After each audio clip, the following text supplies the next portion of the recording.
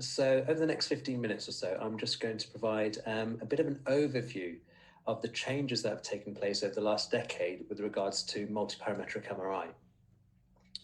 And the previous speakers have already referred to this, but the old pathway was really a digital rectal examination with the inclusion of PSA testing, which has its deficiencies, followed by systematic truss biopsy, which was transrectal historically. And then MRI at that stage was used only for local staging, i.e. to demonstrate whether or not it's actually extended beyond the capsule. And things have changed a great deal since then, and we have understood that there was a great deal of error with the previous diagnostic pathway. As the previous speakers have alluded to, the detection of clinically insignificant disease, catching the edge of the tumor, and therefore inappropriately underestimating the grade of the disease. Of course, random truss biopsy was really quite miserable at picking up anterior disease, which could be missed. And in addition to those failures, there was the risk of sepsis from over biopsy, and a risk of UTI and life-threatening sepsis of reaching up to 4% in some studies. So what's changed over the last decade? So we've moved from PSA testing to more novel techniques. Brian referred to PSA density, and there is work currently being done on more novel biomarkers, such as the PCA3 and the kallikrein markers. The biopsy techniques have advanced. So moving from a random truss biopsy, we've moved to more advanced techniques, which are primarily transperineal these days. But there have also been advancements in fusion techniques, so MRI ultrasound fusion techniques and in-bore MRI biopsy as well. So what's happened to MRI? So we've moved from a very limited no-frills MRI to a very advanced MRI, and that's because of advances in technology, the fact that we can now reach very high B values, and we widely use standardized scoring systems all across the globe now, which is the PiRAD scoring system, which I'll refer to. And the value of pre-biopsy MRI is undeniable. We can achieve a clean MRI without any hemorrhage artifacts. It's, of course, more reliable in detecting anterior disease.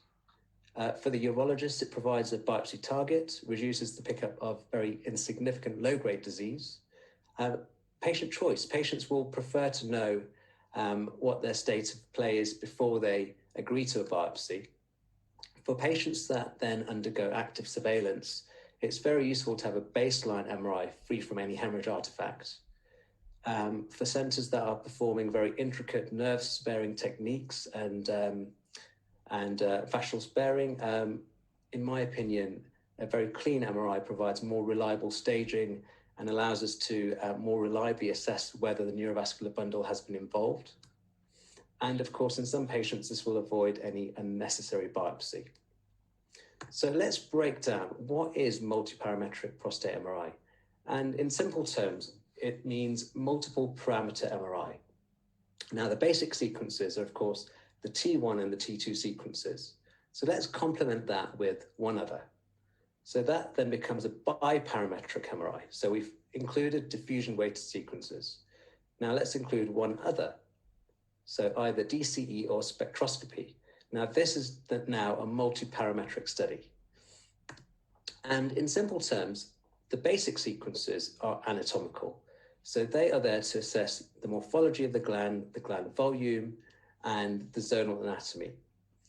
And then the other sequences are functional, and they look at the cellular composition of the tissue. So diffusion is looking at cellularity, DCE is looking at vascularity, and spectroscopy looks at the composition of choline within the cellular structure, although that has now widely been dropped. So let's crack diffusion restriction.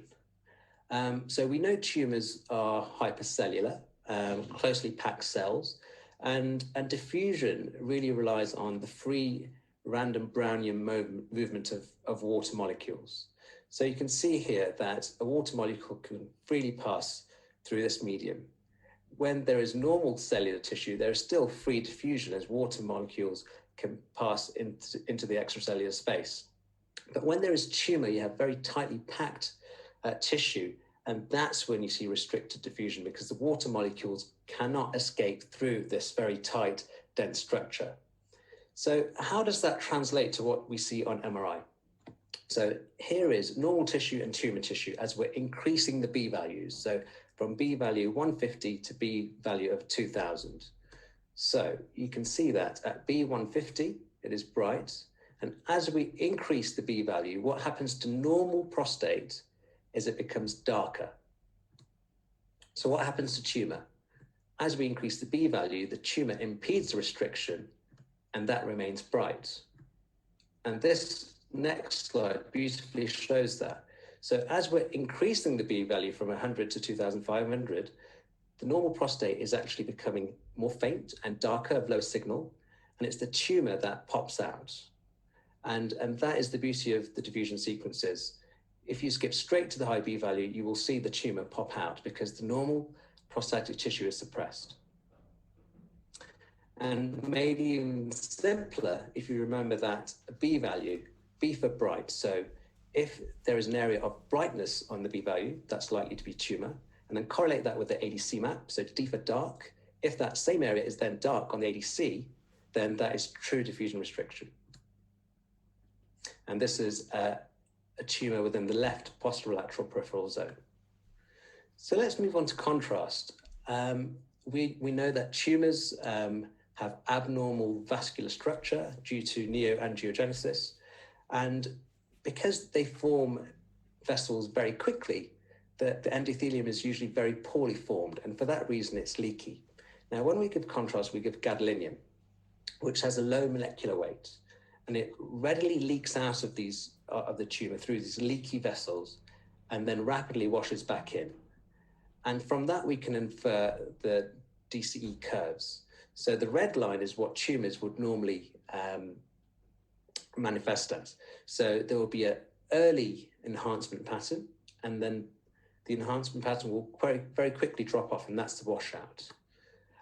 So there are several studies that have shown that you can differentiate between tumors in that a benign tissue will normally represent a type 1 curve, which is the dashed blue line, and tumors will represent the red curve. And in some studies have quoted 90% specificity for cancer. Although, having said that, other studies have suggested that there is inability of curve typing to accurately differentiate malignancy, which I would wholly agree with. And that's because prostatitis and BPH can also demonstrate the same enhancement pattern. So let's move on to PiRADs. Now, PiRADs is now widely adopted globally, and this started with a joint venture by the ESUR, ACR, and a non-profit foundation known as ADMATEC. And it's moved on to version 2.1 now. And I would say that the most important thing to remember now about PiRADs is that with greater understanding and research, we've realized that actually there are different sequences which should be assessed for different areas of the prostate. So the peripheral zone, the dominant sequence is diffusion, and the transition zone, the dominant sequence is the T2, which I'll move on to explain. There's been a general downgrade in the value of DCE, and this is now usually used to upgrade an indeterminate lesion from a 3 to a 4. And the differences between a PiRADS 4 to a PiRADS 5 is based on size, so 1.5 centimeter tumor, or if there's any evidence of extracapsular disease. And as Helen nicely outlined, similar to the Gleason gradient, there is also a traffic light system where 1 is highly unlikely to be tumor and 5, which is in red, highly likely to be clinically significant cancer. So I'd just like to take you through a few MRI images. So this is a T2 sequence, and you can see on the left, this beautiful high signal peripheral zone. So this is normal. This is what a peripheral zone should look like. And on the extreme, you can see that there is a mass within the left peripheral zone, which is bulging the capsule. So this would typically be a 5 score. So let's look at the transition zone. So this on the left is a normal appearance of a transition zone. So it's described as an organized chaos appearance because you have multiple nodules which all have a low T2 signal rim, and that's normal. That's a benign appearance. Now, moving on, you can see here that there is a very ill-defined area of low T2 signal, and what we describe as the erased charcoal sign. So there's a lenticular mass in the anterior part of the gland, and this is almost certainly going to be tumor. Now, an additional tip from my own practice is that if you draw a line and divide the prostate into an anterior half and a posterior half, it's very, very rare to actually see tumor in the posterior part of the transition zone. And I would say that in 90% of the cases, the tumor will usually start from the anterior part and then progress posteriorly. So beware, if you are going to focus your eyes, focus on the peripheral zones, of course, because most tumors arise in the peripheral zone, 90%, and then the remainder are predominantly in the transition zone. If you focus your eyes on the anterior part of the gland, that's where you'll see a tumor, and focus on the T2 sequences. So the take-home message for transition zone. Now, diffusion we've already touched on, but as you can see on the right-hand side, a lesion that is bright on the B value and dark on the ADC is going to be a 5 score. Now, I don't want to overcomplicate things, but this diagram just shows the move to different dominant sequences for different zones. So for the peripheral zone, as I mentioned, diffusion. Now, if you have an indeterminate score, then you can use contrast to upgrade it. So if that area is also enhancing on the contrast, you can upgrade that lesion from a 3 to a 4. And that is now the new role for contrast. For the transition zone, I mentioned that the most important sequence is T2. And in this case, if you have an indeterminate lesion, to upgrade that to a 4 is the diffusion. So it's the flip side from the peripheral zone. And this is widely available on the internet if you just search PiRADS 2.1. And then we finally reach this traffic light system. And I would say that in our center, the greens, unless there was a high PSA density, we would avoid biopsy. The 3s, we would take into account any previous risk, ethnicity, PSA doubling time, kinetics, whether they were biopsy naive, and the PSA density to determine whether or not they would be biopsied. And the 4 and 5s, we would almost certainly biopsy. So let's put that into context. So this is an example of a prostate MRI, and there is clearly a lesion within the left peripheral zone. So it's low signal on the T2. But as I mentioned before, the dominant sequences for the peripheral zone is the diffusion. So let's focus on the diffusion. So it's dark on the ADC, bright on the B value. So that's almost certainly going to be positive for tumor. But then we have to look at the size. So the size is 14 millimeters, and it doesn't appear to be going out of the capsule. So that's a PiRADS 4 because it doesn't quite reach the threshold of 15 millimeters. Another lesion here, so a larger lesion in the left peripheral zone. You can see it's bulging the capsule. So that's probably an early sign of at least microscopic T3A disease. It's dark on the ADC, bright on the B value, and irrespective of its size, because I feel that this is probably going out of the capsule, this will be a PiRADS 5. Now, this now gets a bit more tricky, and this is the typical appearance of a young man's prostate. So someone in the range of 40 to 50 years of age. Now, they have very glandular tissue, so generally the T2 sequence, the peripheral zone, just appears diffusely of low T2 signal, so it's very difficult to actually find a lesion within this on the T2. Now, on the ADC, there is a mild drop in signal in the peripheral zones, as you can see there. On the B value, a mild generalized increase, but there isn't an obvious target lesion. And then the contrast sequences don't really help there because it's just diffuse enhancement. So this would be a 3.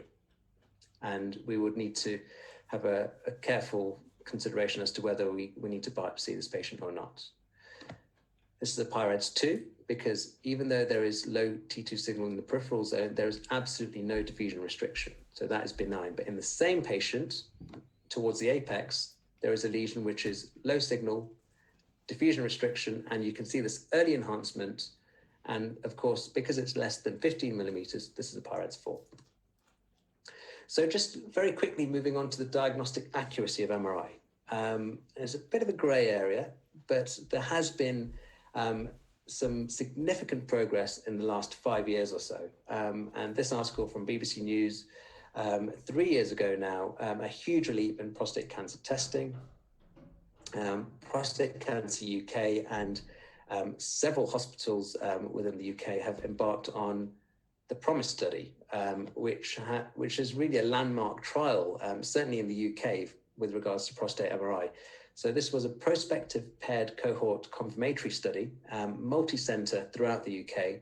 A total of 740 men were enrolled, and they used a 1.5T scanner with a multi-parametric format. And instead of using PiRADs, they used a Likert scale, which is very, very similar. Now, the aim of the study was to compare multi-parametric MRI with systematic trust biopsy. And they tested against different definitions of clinically significant prostate cancer. So the primary definition was Gleason grade 4+3, or a maximum cancer core length of 6 millimeters. And this was published in The Lancet in 2016. So essentially, these men had a prostate MRI. They then had a transperineal mapping biopsy, and the individual performing the biopsy was blinded to the results of the MRI. At the same sitting, they then had a systematic trust biopsy. So what were the results? So MRI clearly outperformed trust biopsy. I think that is the one conclusion we can draw from this study. So MRI had a sensitivity of 93%, where trust biopsy alone had 48%. Of course, the reference test here was the transperineal mapping biopsy. In terms of negative predictive value, for Gleason 4+3, MRI was 89% and trust biopsy was 74%. So MRI clearly isn't the magic bullet here, because it's still missing some significant disease. The authors concluded that MRI could avoid biopsy in 27%, and that trust biopsy performs very poorly. But it's worrying that MRI missed 17 clinically significant cancers, which were all Gleason 3+4, with a core length up to 12 millimeters. But interestingly, trust missed far more. So 106 clinically significant cancers were missed, and trust biopsy missed Gleason 4+3 cancers. But MRI picked up all of those. And then a study more recently, which is a systematic review where the authors compared prostate MRI with or without MRI targeted biopsy and systematic biopsy for detecting prostate cancer. And the overall conclusion was MRI is integral to the pathway and has the most favorable diagnostic accuracy in cancer detection. And if you were to compare that to systematic biopsy alone, we would increase the number of significant cancers detected and also reduce those that are detected of low grade. And so I think it's clear that MRI is here to stay. It's not the magic bullet. It has its flaws, but it's part of the armory and it should be used as a risk stratification tool. And my conclusion slide is that there has been a paradigm shift over the last decade. And I welcome the widespread use of pre-biopsy MRI for the reasons that I've discussed. There have been significant advances in technology. We are now able to hit those high B values, which we weren't able to several years ago, which are both highly sensitive and specific for cancer detection. Of course, we have fine-tuned and continue to fine-tune our scoring systems. So PiRAD started several years ago with a PiRADS version 1, and now we're up to 2.1, and with 3 due to come in the next couple of years. I think it's clear that MPMRI is more accurate than a random trust biopsy. So MRI can at least guide the target. And we can now adopt a targeted biopsy approach. With the new MRI-directed pathway, we can reduce unnecessary biopsies and, of course, reduce overtreatment and otherwise improve the quality of life for and the anxiety for patients that would be diagnosed with low-grade prostate cancer. I would just like to inform you that we are working on a learning package which will be free and available to everyone across the globe from October. This is a joint collaboration between the BSUR, who I'm a part of, Prostate Cancer UK, and the University of Oxford. And it's known as the Reiki package. And when this is up and live, you'll be able to review more than 200 prostate MRIs with histological validation. All of them will have their individual learning points with each case, and you'll be able to compare your performance to your peers. And you will also be able to download certificates for your own portfolio. But this is going to be a free online package which will be available after October. So watch this space, and thank you for your attention.